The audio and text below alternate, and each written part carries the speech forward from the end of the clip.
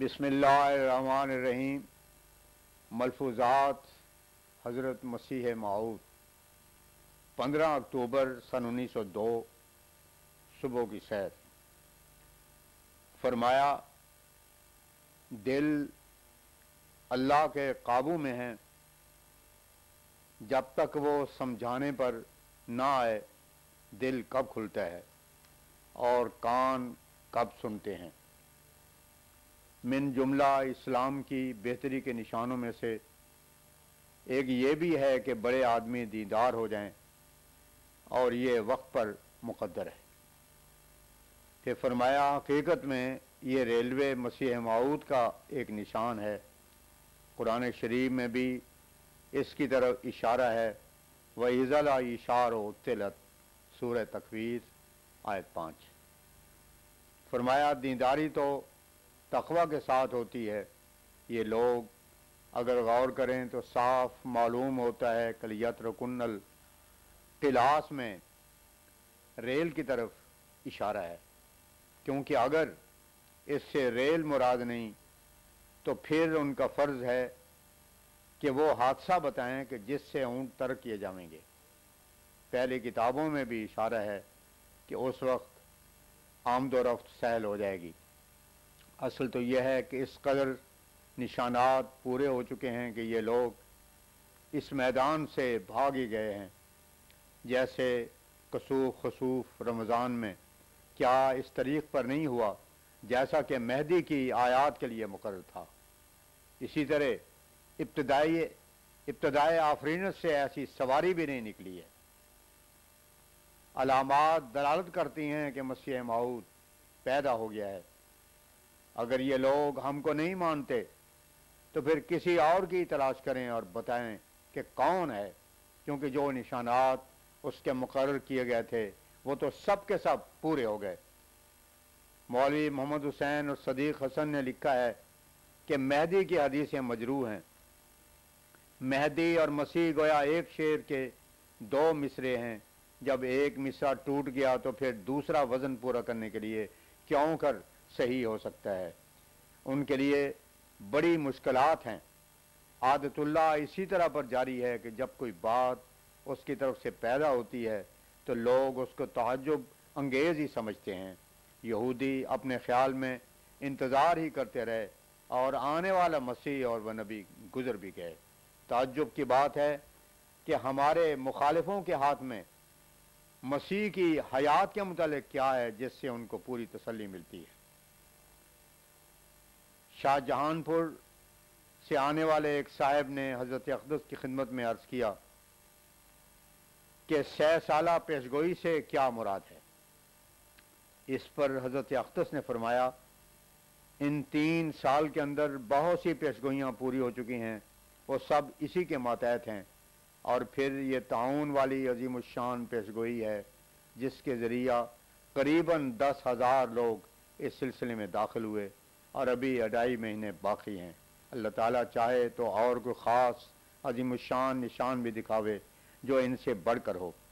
पैगम्बर खुदा सल्लल्लाहु अलैहि वसल्लम से बड़े बड़े मोजज़ात ज़ाहिर होते रहे, लेकिन मुखालिफ यही कहते रहे, फलियातना बिआयतिन कमा उरसिलल अव्वलून अल-अंबिया आयत 6।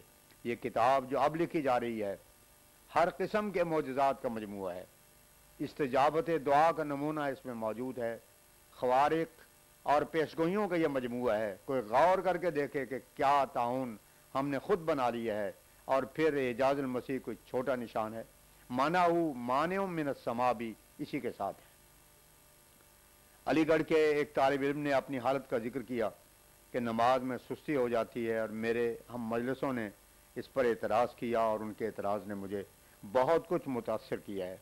इसलिए हजूर कोई इलाज इस सुस्ती का बताएं। हजूर ने फरमाया, जब तक खौफ इलाही दिल पर तारी ना हो गुनाह दूर नहीं हो सकता। और फिर यह भी ज़रूरी है कि जहाँ तक मौका मिले मुलाकात करते रहो। हम तो अपनी जमात को कब्र के सर पर रखना चाहते हैं कि कब्र हर वक्त मद्देनज़र हो, लेकिन जो इस वक्त नहीं समझेगा वो आखिर खुदा ताला के क़हरी निशान से समझेगा। अल्लाह ताला का वादा है कि वह आखिरी दिनों में आसमान से एक वबा नाज़िल करेगा اور اس سے ہلاک کر دے گا۔ ان دنوں میں جب موت کا بازار گرم ہو اور خدا تعالیٰ کی گرفت کا سلسلہ شروع ہو جائے، پھر توبہ کرے اور سمجھے کہ زندگی ناچیز ہے، اس سے کچھ فائدہ نہیں۔ توبہ اور خدا تعالیٰ سے خوف اس وقت مفید ہوتا ہے جب کہ خدا کا عذاب نہ آ گیا ہو۔ خدا تعالیٰ سے دور تر وہ ہے جو آنکھ کا اندھا اور دل کا سخت ہو۔ اگر تعاون نہ آتی تو بھی ایک دانشمند اور سعید الفطرت کے لیے یہ سبق کافی تھا کہ لوگوں کے باپ دادا مر گئے اور مرتے جاتے ہیں اور یہاں کوئی ہمیشہ نہیں رہ سکتا، لیکن اب تو خدا تعالیٰ نے اپنے کلام کے ذریعہ مجھے اطلاع دی کہ الامراض و تشاء والنفوس و تضاء، مرضیں پھیلیں گی اور جانیں جائیں گی، اور ایسا ہی فرمایا غضب تو غضباً شدیداً، میں سخت غضب میں بھر گیا ہوں۔ یاد رکھو یہ ساری باتیں ہونے والی ہیں اور ان کے آثار تم دیکھتے ہو، پس لازم ہے کہ انسان ایسی حالت بنائے رکھے کہ فرشتے بھی اس سے مصافحہ کریں۔ ہماری بیعت سے تو یہ رنگ آنا چاہیے کہ خدا تعالیٰ کی ہیبت اور جلال دل پر طاری رہے جس سے گناہ دور ہو۔ اگر ان پیشگوئیوں پر کسی کو ایمان نہ ہو تو کم از کم اتنا ہی سمجھ لے کہ اب تو ڈاکٹروں کی شہادت سے بھی معلوم ہو گیا ہے کہ خطرناک بیماریاں پیدا ہو گئی ہیں۔ جبکہ ایسا خوفناک نمونہ پیدا ہو گیا ہے تو وہ شخص کیسا ہی بد نصیب ہے جو اس وقت بھی غفلت سے زندگی بسر کرتا ہے۔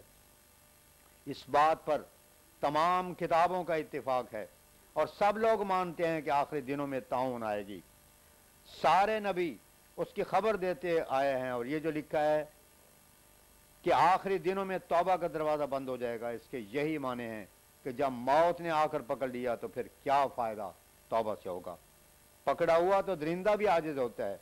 خدا تعالیٰ سے ڈرنا چاہیے، اور خدا کا خوف اور خشیت کی پابندی نماز سے شناخت ہوتی ہے۔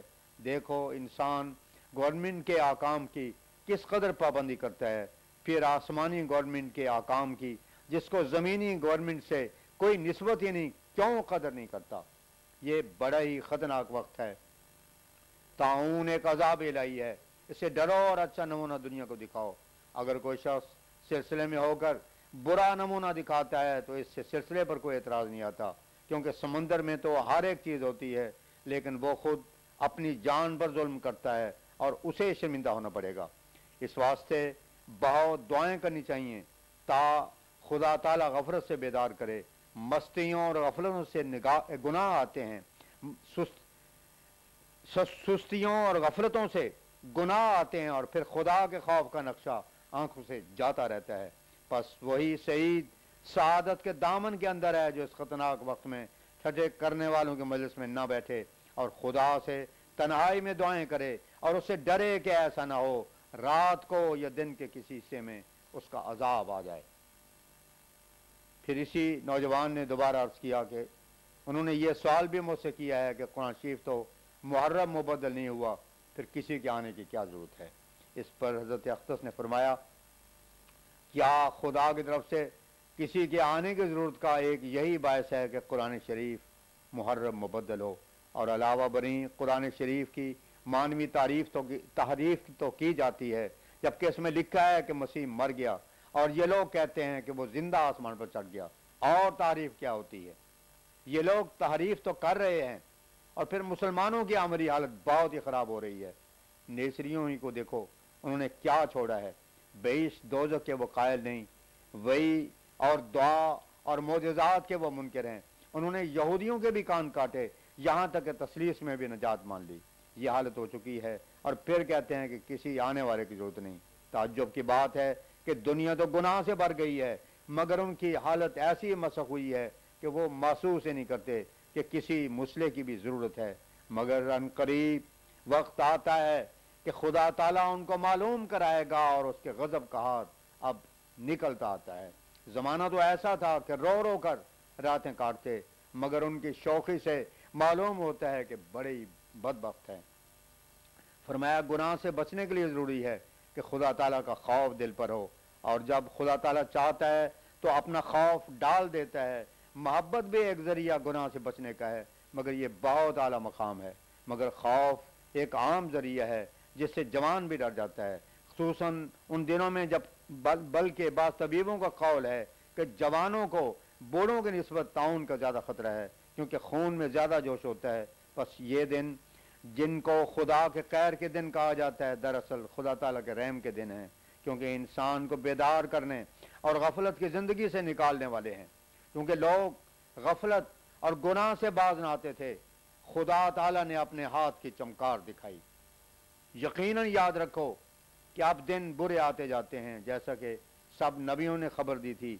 خدا تعالیٰ نے اپنا کلام مجھ پر بھی یہی بھیجا کہ اب عقوبت کے دن آتے جاتے ہیں۔ جو اس وقت دعا کرے گا اور زور لگائے گا کہ نمازوں میں اس کو رونا آئے اور اس کا دل نرم ہو جائے، اللہ تعالیٰ اس پر رحم کرے گا۔ جب شدت عذاب ہو اور اس وقت ڈرنے لگتا ہے تو پھر شریر اور حق شناس میں کیا فرق ہوا؟ غرض اس وقت کے تعلقات جو خدا تعالیٰ سے قائم کرو گے وہ کام آئیں گے۔ اچھا کہا ہے حافظ نے، چکارے عمر ناپیداست بارہاں اولا، کہ روزے واقع پیش نگار خود باشین۔ اور ایک یہ بھی علاج ہے گناہوں سے بچنے کا کہ کشتیوں میں جو نصائح لکھی ہیں ان کو ہر روز ایک بار پڑھ لیا کرو۔ دربار شام حضرت مولانا مولوی نور الدین صاحب کی طبیعت کل ناساز تھی، آج الحمدللہ اچھی تھی۔ حضرت اقدس نے حال دریافت فرمایا اور پھر فرمایا کہ ہم نے جو تصرفات اللہ کے دیکھے ہیں اس سے تو بعض وقت دواؤں کا بھی خیال نہیں آتا۔ بعض وقت ہم کو دوا سے شفا ہوئی اور بعض وقت محض دعا سے۔ میں نے دعا کی کہ بدون دوا کے شفا دے، تو پھر اذن ہوا کہ ہم نے شفا دی اور شفا ہو گئی۔ اس خدا پر ایمان لانے سے کیا مزہ جو قریب قریب بتوں کے ہو، نہ سنتا ہو اور نہ جواب دے۔ اس خدا پر ایمان لانے سے مزہ آتا ہے جو قدرتوں والا خدا ہے۔ جو ایسے خدا پر ایمان نہیں لاتا اور خدا تعالیٰ کے قدرتوں اور تصرفات پر ایمان نہیں رکھتا، اس کا خدا بت ہے۔ اصل میں خدا تو ایک ہی ہے مگر تجلیات الگ ہیں۔ جو اس بات کا پابند ہے اس سے ایسے ہی سلوک ہوتا ہے، اور جو متوکل ہے اس سے وہی۔ اگر خدا تعالیٰ ایسا ہی کمزور ہوتا تو پھر نبیوں سے بڑھ کر کوئی ناکام نہ ہوتا، کیونکہ وہ اسباب پرست نہ تھے بلکہ خدا پرست اور متوکل تھے۔